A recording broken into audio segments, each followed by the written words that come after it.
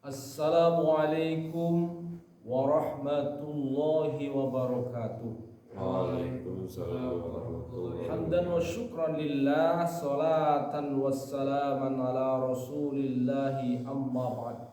Hadirin rahimani wa rahimakumullah, kita wajib bersyukur kepada Allah karena Allah subhanahu wa ta'ala masih cinta kepada kita. Bukti cintanya, maka kita masih diberi kesempatan hidup untuk beristighfar atas segala kesalahan dan dosa kita. Banyak orang yang belum sempat istighfar, belum sempat taubat sudah mati. Yang kedua, Allah subhanahu wa ta'ala berikan kekuatan kepada kita untuk menghadiri panggilannya. Banyak orang yang lebih kuat dari kita, lebih sehat daripada kita, tapi dikala dipanggil oleh Allah berat untuk mendatanginya. Yang ketiga, kita bersyukur karena kita bisa duduk di rumah Allah, di taman-taman surga. Karena masih banyak sekali saudara-saudara kita yang sangat berat untuk bisa menjadi tetamu-tetamunya. Ya, kita nggak tahu, barangkali digoda ya oleh setan dan hawa nafsu sehingga berat untuk bisa hadir memenuhi panggilannya menjadi tetamu-tetamunya. Apalagi duduk di taman-taman surga, duduk di taman-taman zikir ya, taman-taman taklim untuk mengkaji pesan-pesan Allah dalam hidup ini. Hadirin rahimani wa rahmakumullah, salah satu keberuntungan seorang muslim adalah karena Rasulullah Shallallahu Alaihi Wasallam telah diutus untuk menjadi teladan dalam hidup dan kehidupannya yang nyata. Dan keteladanan Rasulullah SAW sangat dirasakan kenikmatannya ya oleh setiap orang. Salah satunya adalah bahwa Rasulullah SAW memberikan contoh tentang kepedulian yang luar biasa. Ya. Apa contohnya? Satu hari datang seorang musafir yang sholat di Masjid Nabawi. Setelah sholat, beliau minta izin untuk bertamu ke rumahnya Rasulullah. Lalu apa yang terjadi di sana? Ya, setelah terjadi perbincangan, maka di akhir katanya ya, dia ternyata menanyakan makanan. Karena apa? Karena beberapa hari tidak makan ya. Maka Rasulullah SAW bergegas untuk menemui istrinya, barangkali ada makanan. Ternyata satu persatu istrinya itu memang luar biasa ya.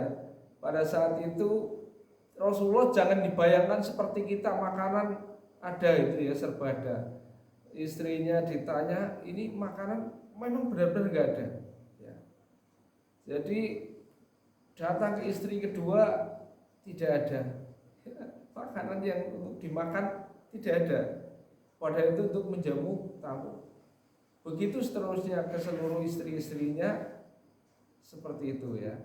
Maka akhirnya Rasulullah datang ke masjid untuk menyampaikan perihal ini kepada sahabat yang lain. Maka seorang sahabat yang bernama siapa? Abu Tolhah, dia langsung, ya Rasul, saya sedia menjamu ya Rasul. Maka kemudian Rasulullah tersenyum. Apa yang terjadi? Abu Tolhah membawa tamu itu, musafir ya, itu ke rumahnya. Kemudian dipersilahkan duduk di ruang tamu. Kemudian Abu Tolhah menemui istrinya Ummu Salamah. Ini Ummu Salamah yang nanti kemudian ketika Abu Thalha meninggal akan menjadi istri Nabi, ya. Maka apa jawab Ummu Salamah ketika itu? Kalau bahasa kita ya, ayah, ini makanan kita sudah habis, tinggal buat jatah anak-anak untuk makan malam, kata Ummu Salamah. Tapi apa yang terjadi dengan Abu Thalha ya, dia bilang kepada istrinya, istriku, udah anak kita ajak bermain saja supaya lupa. Nanti kalau capek kan ketiduran, biar jatahnya makan anak itu buat tamu sementara untuk malam hari ini, gitu ya.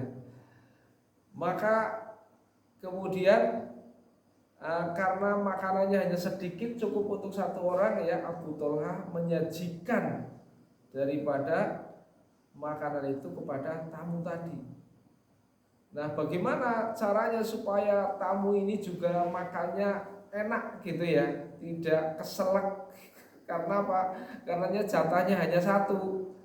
Makanya Abu Thalha menyampaikan kepada istrinya, wahai ibu, nanti pada saat saya menyajikan makanan ini, saya pura-pura memperbaiki lampu. Nanti kamu singkat cerita kamu matiin aja lampunya. Loh, kenapa? Nanti saya nemani makan, tapi saya nggak makan, nggak ada makanan, kan tamunya jadi nggak enak. Jadi supaya nanti kelihatan saya makan, tamunya tidak tahu kalau saya tidak makan gitu ya. Jadi saya pura-pura makan aja biar makanannya untuk tamu. Inilah yang kemudian diabadikan oleh Allah Subhanahu wa taala, ya. Sifat-sifat orang Ansor, ya, di zaman Rasul itu begitu hebatnya. Ini didikan Nabi terhadap karakter peduli, ya. Sampai Allah menurunkan dalam surat Al-Hasr, ya. Walau wa yuksiruna ala anfusihim. Mereka mendahulukan orang-orang muhajirin, ya, orang-orang musafir, orang-orang dalam perjalanan, orang yang pindah dari Mekah ke Madinah dan seterusnya. Pokoknya pada saat itu, ya, para musafir itu betul-betul didahulukan. Walau kana bihim khososo, walaupun dia sendiri dalam keadaan menderita, kesulitan, artinya dia sendiri butuh makan juga, kan gitu ya. Wa may yuqashuha nafsihi faulaika humul muflihun. Mereka yang terjaga dirinya dari sifat kikir dan bakhil, dialah orang yang beruntung. Nah, inilah guru yang terbaik seorang nabi dan sahabat-sahabatnya. Makanya mereka mendapatkan ridho Allah Subhanahu wa taala. Nah, semoga kita yang hidup menjadi umatnya bisa meneladani kehidupan mereka yang berusaha mendahulukan, ya, kepentingan umum daripada kepentingan pribadi, yang mendahulukan bagaimana orang bisa hidup sejahtera walaupun kita juga masih memerlukan, ya. Terima kasih atas perhatian. Mohon maaf atas kurangan. Billahi taufiq wal hidayah. Wassalamualaikum warahmatullahi wabarakatuh. Waalaikumsalam.